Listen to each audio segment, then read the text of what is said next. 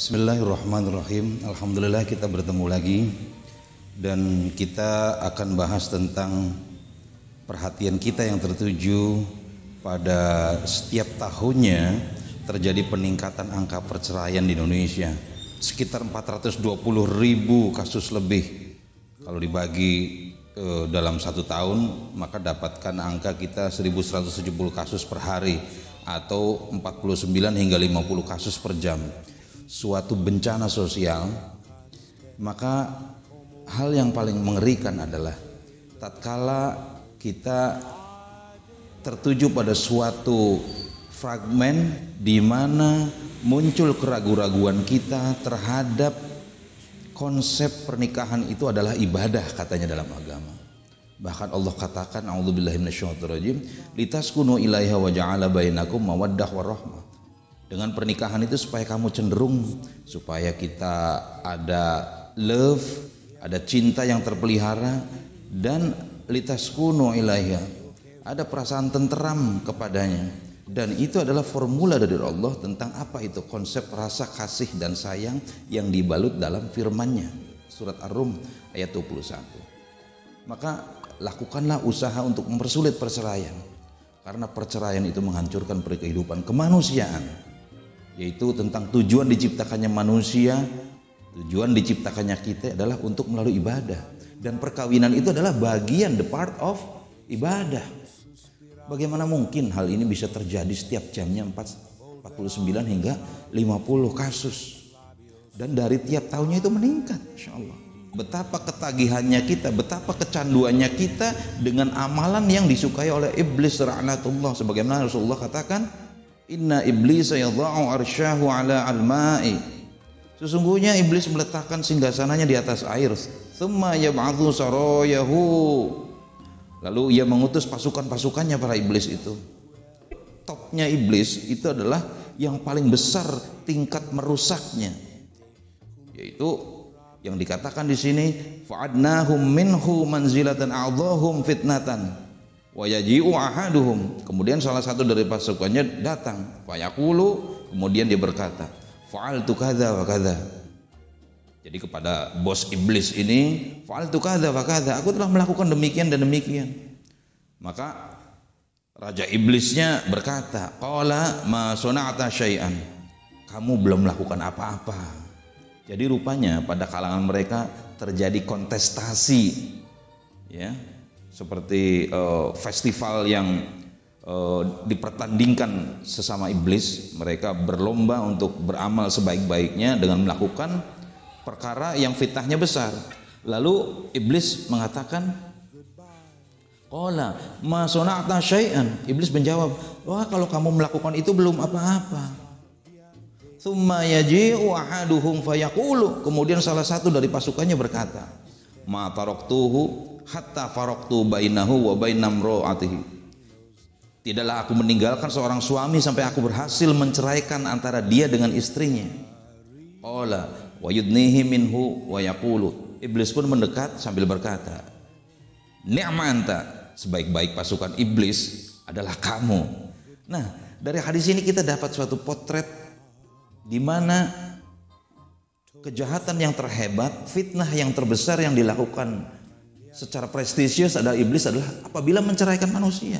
Sekarang logikanya bagaimana kita memiliki suatu kewarasan akal ketika kita menjadi pengikut iblis yang terbaik, iblis pemenang, iblis level tinggi yang tingkat fitnahnya besar, kemudian kita menjadi pengikutnya yang setia.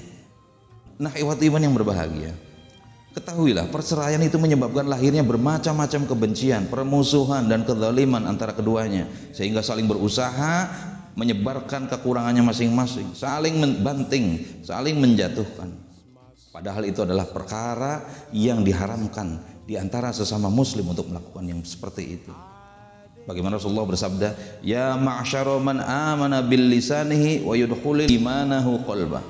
Wahai sekalian orang-orang yang beriman dengan lisannya dan belum menembus ke dalam hatinya. Jadi rupanya Rasulullah menghentakkan orang-orang yang beriman di sekitar Rasulullah bahwa rupanya mereka hanya beriman dalam lisannya tapi belum masuk ke dalam kalbunya. La taghtabul muslimin, janganlah menyakiti orang-orang muslim. Sekarang kita masih dalam posisi beragama Islam, bagaimana mungkin saling menjelekkan antara suami dengan istri, antara mantan suami dengan mantan istri. Hadis ini menjadi paradigma umum selama bagi mereka yang beragama Islam. Wala tattabi'u auratihim yattabi'illahu auratahu. Janganlah kalian menjelek-jelekkan, dan jangan pula saling mencari-cari kekurangan, mencari-cari aib, mencari-cari aurat, membuka auratnya hingga terbuka semua aurat mantan pasangannya itu. Fa innahu man yattabi' auratihim, barang siapa yang melakukan seperti itu, mencari-cari dan membuka aurat saudara muslimnya, niscaya Allah akan mencari-cari pula, akan membuka pula kekurangannya. Na'udzubillah min dzalik.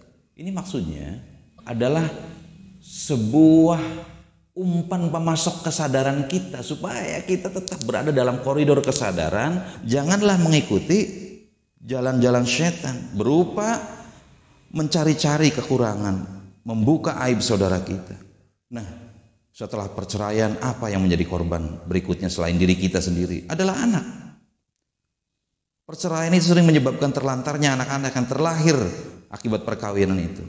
Dan anak dijadikan alat penekan yang berefek menyakiti. Nah, ini kan kasihan anak kita.